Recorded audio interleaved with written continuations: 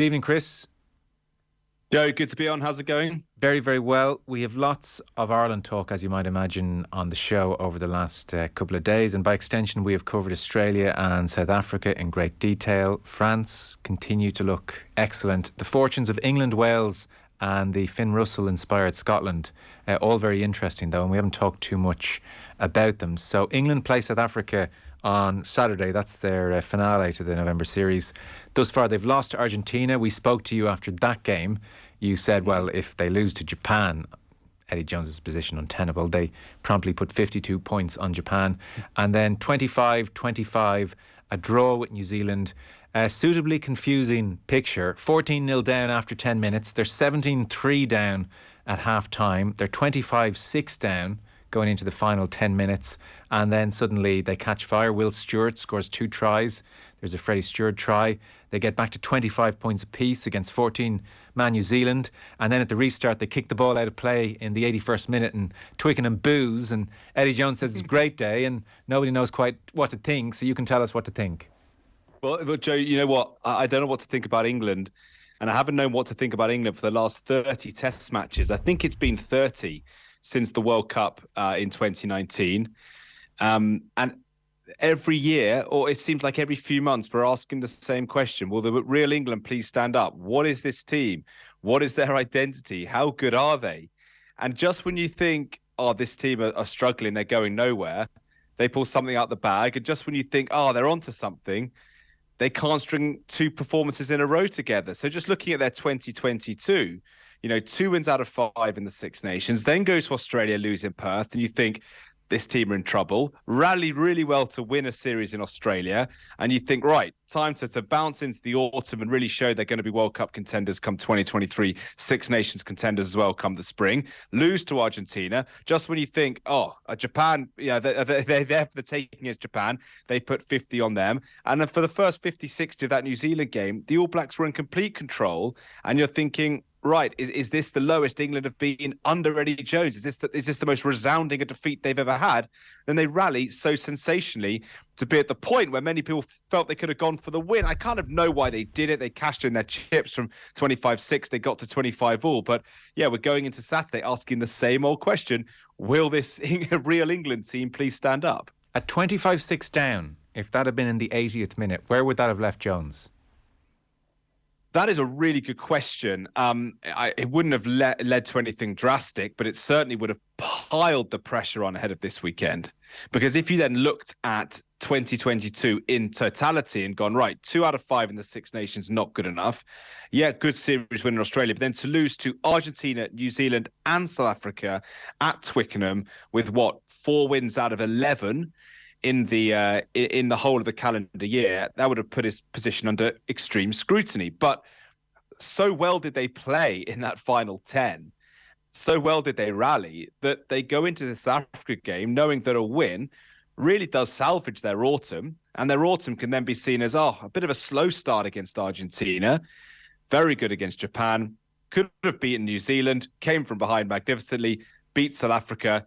The Six Nations is long forgotten, roll on 2023. So it feels like with England, we're constantly at a fork in the road. Are they going to go one way and suddenly explode into the team that Eddie Jones is promising? Or are they going to go the other way and just keep on limping up and down and fluctuating in form until they get to that World Cup and they end up going out in the quarters or the semi-final and you scratch your head about what the last 4 years were all about. So, yeah, it feels again like we just don't know which way this England team is going, and we hope to get some more answers after Saturday. When we last spoke to you, which was after the defeat to Argentina and before the win against Japan and this New Zealand game, we highlighted the real theme of Eddie Jones's various dispatches across the year, which really is, trust me, it's going to be fine next year. The more time I have with the team, the more I'll be able to bring these players playing at a whole array of different clubs together into something very special. I did it for you 4 years ago. I'm going to do it for you again. So that generally has been what Jones is saying. What would you say was I mean, who knows, but what was the difference in that first 65, 70 minutes where I think it was around the hour mark where even on the Amazon commentary, the phrase England out of ideas was being used. What was the difference between that and, I suppose, that last 10 minutes where, you know, Smith makes that great sniping run to kickstart things? Yeah. I don't know whether it was a sort of similar theme to what we saw a tiny bit at the end of the Argentina game, which is for the first time all game, England launched a real meaningful attack with real intensity when the clock was in the red and the game was up, and Henry Slade cut a good line. And England kind of clung on to that and went, oh, look, that's what we can do. If that ball had stuck, he could have gone through, and you end up going, oh, well, it didn't stick. You lost the game. But there's something in this England team. There is something there. And that's why I think England fans are falling into two really extreme camps at the moment. You've got one set of fans who are like, look, in Eddie Jones, we trust. He did it 4 years ago, as you say, Joe. And look who he's added over the course of the last few years. Ellis Genge come on as a loose head prop. We saw a couple of, new guys around the weekend. David Rippon did well off the bench. Freddie Stewart's a world-class fullback already. Then there's Marcus Smith as well. And Jones fans would go, look, he's just added a little bit of quality into an already really experienced, stable core. And he's just working out the style. He'll get there in 2023. And the opposite side say, well, look, they've got absolutely beasted at the maul, scrummed off the park. Their breakdown, they're all over the place constantly. And 10 minutes can't cover up for 70 minutes where you're 25-6 down and being well beaten at home. And both sets of supporters will have so much ammunition from Saturday to justify their argument. That's why I think this England team is so polarizing at the moment. And you could say that's similar to New Zealand at the moment, maybe a little bit of Wales. There are a fair few teams who have been so inconsistent this year because everyone's beating everyone. Yeah. That it's only really France and Ireland whose fans you can go squarely are like, yeah, we're happy with where we are. A lot of other supporters, whether it's Australia, Scotland, Wales, New Zealand, England, they could all be going, oh, I don't know if this is working. I don't know if we're in the place we should be. But certainly I think England are the most extreme example. I put Australia in that category too. But I think England are the most extreme example of a team whose fans just don't really know where the team is, and they're both coming at it from very, very different points of view. Yes. Marcus Smith, I think everybody's interested in. He pitched up, Chris, at international level with the most glittering highlights reel on YouTube that you could care to see. So how has he been performing in that number 10 jersey? Marcus Smith is probably the kind of, he's almost synonymous with this confusion around the England team, because he's had some lovely bits, hasn't he, in his 18 months of Test rugby. Owen Farrell was injured in that South Africa game last year, and Smith ran the show, kicked the winning goal, and looked to the manner born. And then the Six Nations, I don't think he particularly had it all his own way. He didn't have much alongside him. I mean, he's great players alongside him in midfield, but no one to carry the ball. Played in some really unbalanced midfields. Still scored a try at Murrayfield, still showed those glimpses. Same in Australia. I think he struggled a lot to really put his stamp on the game, then scores a breakaway try in Sydney to win the series. Similar this autumn. Struggled really to put his stamp on the game, and then he makes a potentially match-saving break against New Zealand that leads to the Barrett yellow. The floodgates start to open. So you ask a good question. I think, look, is Marcus Smith a test quality flyer? Of course. Does he have a huge amount of potential? Of course. How does the team fit around him, and how does he fit into the team is the question a lot of England fans are asking. And I still think Smith himself, Owen Farrell, Eddie Jones are all trying to work out, is Smith Farrell long-term, or is Jones just working on that as an option that he can go to in 2023? And to get the best out of Smith, does he need to be given more responsibility, more kicking to the corner? Not the goal kicking, because Owen Farrell's one of the best to ever do it. But could Marcus Smith just be stepping out of Owen Farrell's shadow that little bit more? So how Farrell and Smith are working together has kind of been a running theme of 2022. And the fact that it's kind of there and kind of not, I think is indicative of the whole way England are playing at the moment. Just one last question on the England camp generally. So I think it's fairly common knowledge the extent to which Eddie Jones has a high turnover of backroom staff. He is a workaholic. There is a great demand placed on anybody working as part of his coaching ticket. And then there were various pieces in newspapers last year, very well sourced, which I would say painted a pretty old school of tough love kind of approach from Jones generally. So it seemed like an intense place to be. It's interesting, Andy Farrell at the moment, to draw a parallel, one of the things he's been credited with is creating an environment where players and coaching staff alike are really enjoying life. And Joe Schmidt's tenure has been talked about as it was successful, but it was very intense and very demanding. Is this a happy England camp, do you think, or Would you have a sneaking suspicion you'll be hearing stories in 18 months' time when players are a bit freer to talk?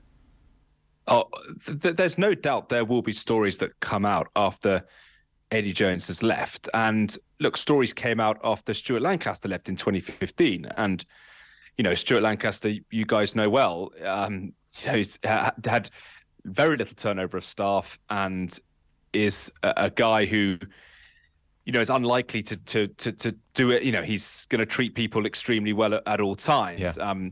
So stories come out after the regime's end. I think that's inevitable. But yeah, you can't have the high turnover of staff, both coaching and back room, on the Eddie Jones watch without there being, some things that will come out in the wash. Look, this is Eddie Jones's.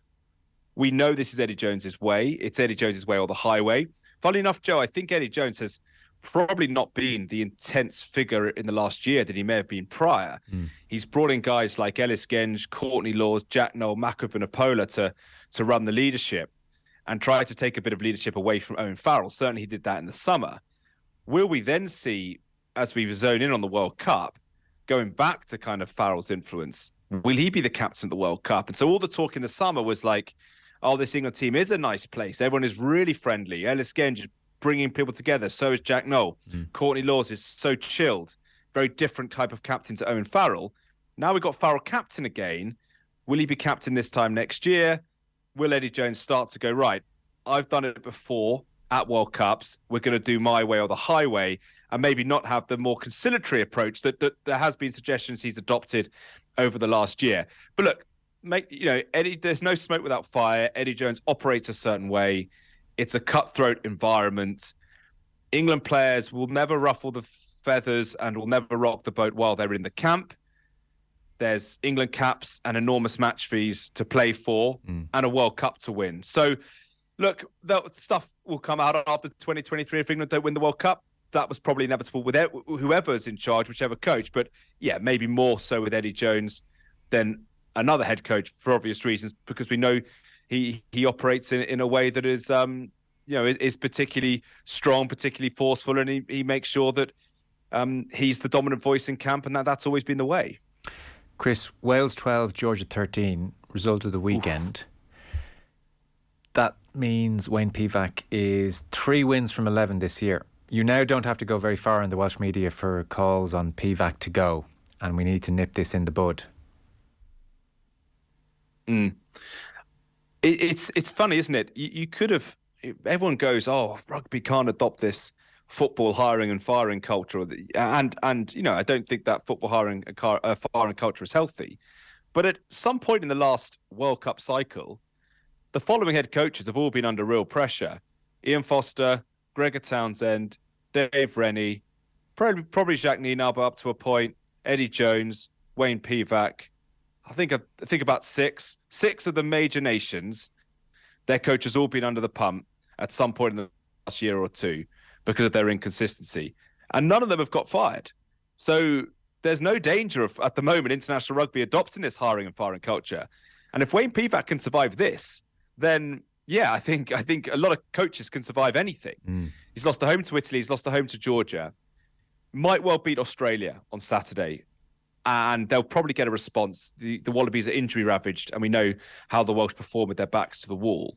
But yeah, I'm surprised there perhaps hasn't been even more noise over Pivac's job. That's not me calling for him to go. It just is the reality that they don't seem to be progressing particularly. And the Welsh Rugby Union could have rung up Scott Robertson on Saturday night and said, "Be in Cardiff on Monday. Here's the check. Here's what you need. Give us a year to go to the World Cup." Maybe they did that behind the scenes. I don't know.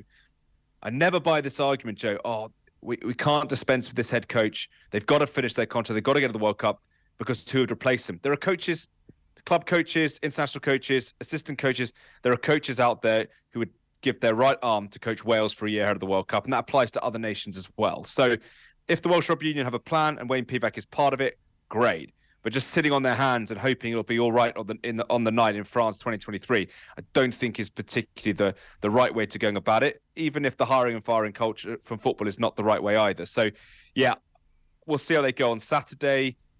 But all this, we've spoken before on the show, haven't we? All this focus on the Rugby World Cup, everything's about the Rugby World Cup has just meant, I think, that a lot of coaches have stayed in jobs longer than they might have been if there wasn't this every 4-year obsession with this World Cup that international rugby seems to have at the moment. And I think a lot of that is perpetuated by coaches who know it buys them time. Yeah. In some ways, I would have thought the Rassie Erasmus success with South Africa at the last World Cup might have proved to be, the poster child for slightly more trigger-happy unions, but it doesn't seem to have happened for whatever reason. What's the biggest issue for this Welsh team at the moment? In terms of on a micro level, what they are, their identity. When Dan Biggar plays, you know what they're about. When Dan Biggar doesn't play, you don't. Their best performances in the last 18 months have been with Biggar at 10, Scotland Six Nations, France Six Nations, away in South Africa. But it's bigger issues, isn't it, Joe? It's much bigger issues in the Welsh game. What about the pathways? What about the young players? That golden generation has done Wales proud. Yeah. But a lot of them are still playing, well into their 30s. They need to have guys taking their shirts off them by now. And it's not just about Pivac. It's not just about his coaching team. It's about bigger issues. It's about a Welsh rugby union, a Welsh professional game, a Welsh rugby union that went so many years under Gatland thinking, the regions, doesn't matter what they do. We'll make this the 5th region in the Vale of Glamorgan and we can rid them of all their bad tendencies from their... That's not a way of sustainable success.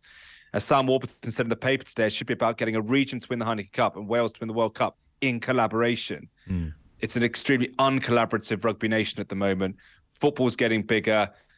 The atmosphere is not like it used to be at the Principality. The atmosphere in town isn't what it used to be. Yeah, I think there are serious decisions that need to be made about Welsh rugby as a whole. Otherwise, games like Saturday could just be the tip of the iceberg. Yeah, like I said, 3 wins from 11 this year. It's funny you say that about the atmosphere. I hadn't really been as au fait with that, generally watching the games from afar, but it was even striking for... It must have been the French game in the Six Nations. They sometimes play on a Friday, don't they? And there were so many empty seats in Cardiff, and the point was made, not unfairly, I suppose, that if you're working in the valleys, it's you don't have time to maybe necessarily get all the way up for the game, fill those seats. But at the same time, it did strike me, well, if things were going very well and there was a good vibe, those seats would be full. And not a full house at Cardiff for Six Nations game against France jumped off the page. Yeah, has to, and that's quite a few months ago. So the warning signs have been there. It is not a rich nation, And if you're looking at Twickenham prices and thinking, let's look at that as a guide of how much to charge people to come to Test rugby, that's a ludicrous place to be, because you need to be pricing accordingly. For so many years, the Welsh Rugby Union with Gatland at the helm, they were able to do this top-down approach. The Principality Stadium atmosphere, a world-class generation of players, a world-class coach, that can then cover up all of the other stuff going on at grassroots and below. There's money that goes to the community game. I don't really understand why it goes to the community game in Wales. I'm part of a community club in England. You've got to raise your own revenues. You don't rely on the union for handouts. You pay to play when you're a player at grassroots level.